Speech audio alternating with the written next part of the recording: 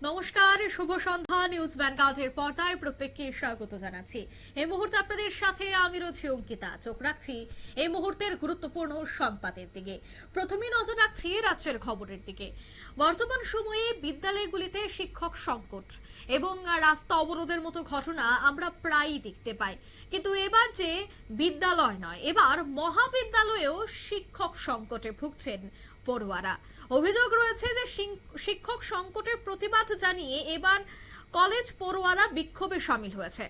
বিলোনিয়া ঈশ্বরচন্দ্র বিদ্যাসাগর মহাবিদ্যালয়ের এই ছবি আপনারা দেখতে পাচ্ছেন, যেখানে দ্রুত শিক্ষক নিয়োগের দাবিতে তারা আন্দোলনে নেমেছেন।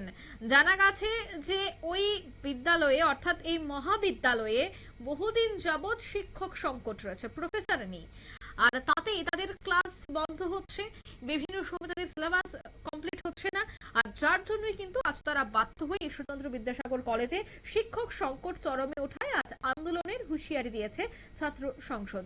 দক্ষিণ ত্রিপুরার বিলোনিয়াস্থিত এই ঈশ্বরচন্দ্র বিদ্যাসাগর কলেজে অভিযোগ রয়েছে যে শিক্ষক এবং অশিক্ষক কর্মচারীদের চরম সংকটকে কেন্দ্র করে আজ ক্ষোভে ফেটে পড়ে ছাত্রছাত্রীরা।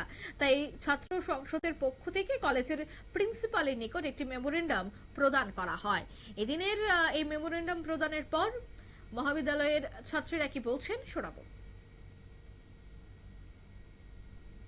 নমস্কার। ঈশ্বরচন্দ্র বিদ্যাসাগর মহাবিদ্যালয়ে ছাত্রছাত্রীর সংখ্যা প্রায় 7,000। এর মধ্যে আমাদের শিক্ষক শিক্ষিকার সংখ্যা মাত্র 40 জন।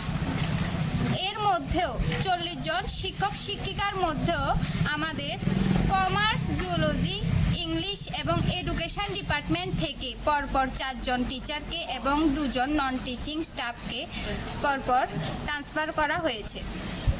তারই সঙ্গে আমাদের হিস্ট্রি ডিপার্টমেন্টের স্যার সুশীল কলয় স্যারকে গত 2 দিন আগে ট্রান্সফার করা হয়েছে। আমরা সুশীল কলয় স্যারের এই ট্রান্সফারের বিষয়টি নিয়ে প্রিন্সিপাল স্যারকে মেমোরেন্ডাম দিই এবং আমরা জানাই যে আগামী সোমবার সকাল 11টার মধ্যে যদি আমাদের এই সমস্যার কোনো সমাধান না দেয়া হয়, তাহলে আমরা ঈশ্বরচন্দ্র বিদ্যাসাগর মহাবিদ্যালয়ের সকল ছাত্রছাত্রীরা মিলে এক বৃহত্তর আন্দোলনে সামিল হব। ধন্যবাদ। আপনারা শুনলেন তাদের বক্তব্য, অর্থাৎ তারা কিন্তু দাবি জানাচ্ছেন যে অবিলম্বে এই মহাবিদ্যালয়ে শিক্ষক নিয়োগ করতে হবে, যাতে কলেজের স্বাভাবিক পঠন পাঠন বজায় থাকে। ছাত্র সংসদ স্পষ্ট হুঁশিয়ারি দিয়েছে, আগামী সোমবারের মধ্যে যদি কোনো কার্যকরী পদক্ষেপ গ্রহণ না করা হয়, তাহলে ছাত্রছাত্রীদের স্বার্থে পড়াশোনার জন্য তারা কিন্তু আন্দোলনে নামতে বাধ্য হবেন। এক প্রকার শিক্ষক সংকটে যখন ভুগছে রাজ্যের বেশ কিছু প্রত্যন্ত এলাকার বিদ্যালয়গুলি, এবার কিন্তু মহাবিদ্যালয়েও দেখা গেল যে শিক্ষকের সংকট রয়েছে, আর যার জন্য আন্দোলনে নামার হুঁশিয়ারি দিচ্ছেন এবার ছাত্রছাত্রীরা। নিয়ে নিচ্ছি ছোট্ট একটি বিজ্ঞাপন বিরতির সঙ্গে থাকুন।